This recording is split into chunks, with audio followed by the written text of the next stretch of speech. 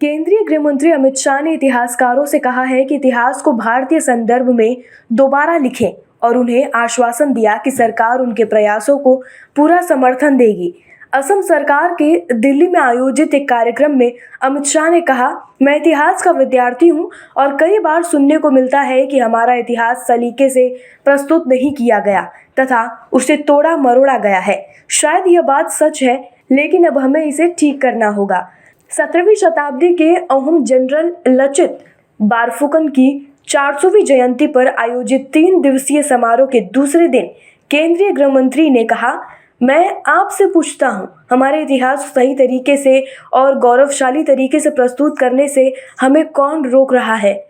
बोरफुकन की याद में 24 नवंबर को लचित दिवस के रूप में मनाया जाता है। महाराष्ट्र और कर्नाटक के बीच सीमा विवाद को लेकर चल रहे विवाद के बीच मुख्यमंत्री एकनाथ शिंदे ने गुरुवार को कहा है कि उनकी सरकार महाराष्ट्र की 1 इंच जमीन भी किसी को नहीं ले जाने देगी। गुरुवार को पत्रकारों से बात करते हुए एकनाथ शिंदे ने कहा, हम सीमावर्ती क्षेत्रों में मराठी लोगों को न्याय दिलाने का काम कर रहे हैं। महाराष्ट्र से 1 इंच भी जगह नहीं जाने दी जाएगी।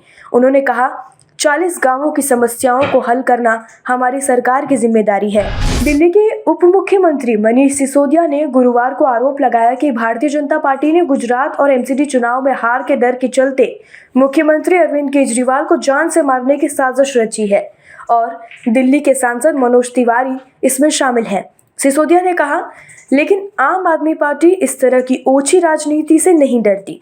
रिपोर्ट की माने तो दिल्ली के उपराज्यपाल वीके सक्सेना ने पुलिस आयुक्त को आरोपों का संज्ञान लेने का निर्देश दिया।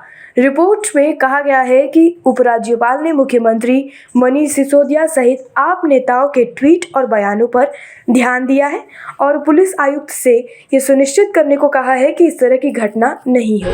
अलग अलग मीडिया रिपोर्ट्स के मुताबिक चर्चा है कि packaged water brand Bisleri international Tata समूहों के हाथों में जा सकती है।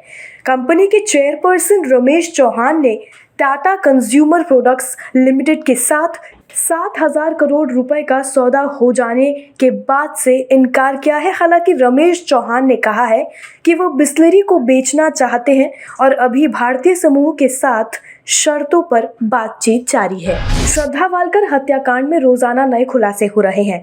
इस केस से जुड़ी कई तरह की बातें सामने आ रही हैं।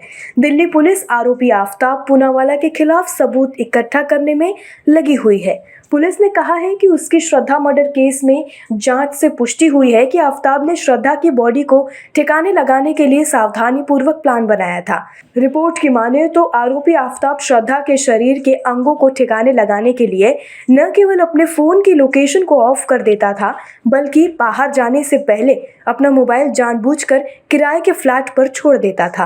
आफ्ताब लाश के टुकड़े ठिकाने लगाने जाने से पहले ये सुनिश्चित करता था कि वह कोई इलेक्ट्रॉनिक सबूत या निशान पीछे न छोड़े। अब खबरें पाइए सबसे पहले हमारे मोबाइल न्यूज एप्लीकेशन पर।